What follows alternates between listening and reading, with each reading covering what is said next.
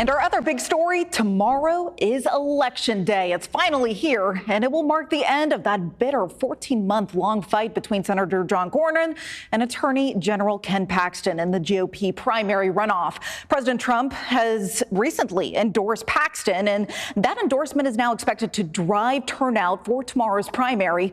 Politics reporter Jack Fink followed the candidates on the campaign trail to hear their closing argument to voters.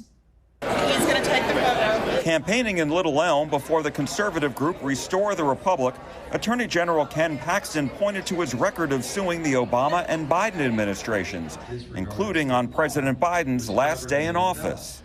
That was the 107th lawsuit against Joe Biden in 4 years. For those of you who don't know math, that's a lot of lawsuits. And we won about 80% of those. And I totally believe in him.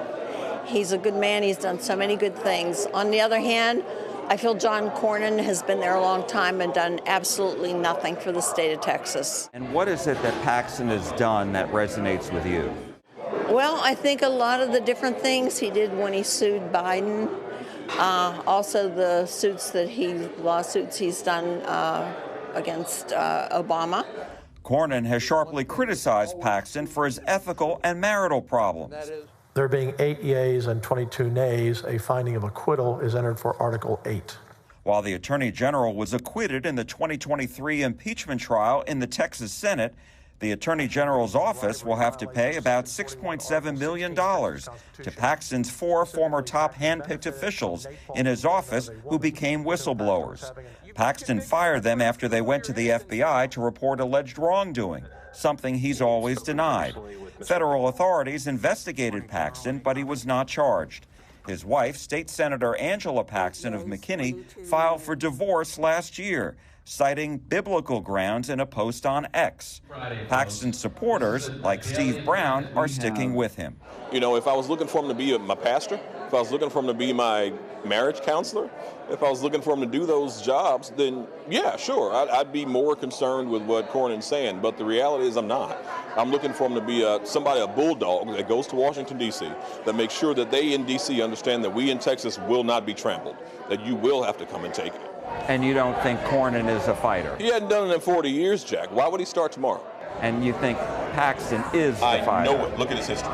If you just take any 2 weeks that I've been in the Attorney General, other than Christmas and Thanksgiving, I've accomplished more in any 2 week period, John can pick it, than he's accomplished in 42 years.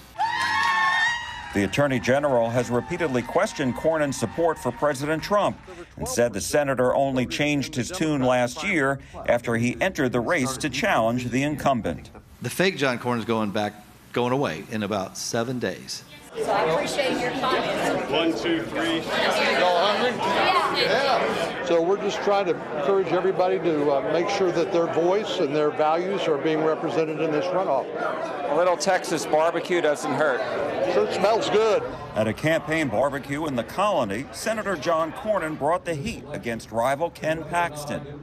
And I know the Attorney General thinks all the scandals that he's brought with him over the years are already baked in the cake and people don't care. But I guarantee you I care, and I believe you care. I believe that character is on the ballot. I voted for Senator Cornyn previously because I believe he's a man of integrity. He stands up for what he believes in. His ethics, morals, values are something that I, as a conservative Jewish woman, really appreciate. Senator, I wanted to ask you, you've made electability a key part of your campaign in November. How are you going to know, how confident are you that it's resonating with Republican primary voters? Well, I hope there's no Republican who wants to lose this election. I mean, that's what elections are all about. It's about winning. You don't get a prize for coming in second place. And so I think that's something people, I hope, will take into consideration. We need to win in November, and he truly has proven that he's able to win the big elections. And you think that's key here? That's key for me. I hope that's important to everybody. Senator Ken Paxton says you're not a fighter. What do you say to that? Do you think I'd be in this race if I wasn't a fighter?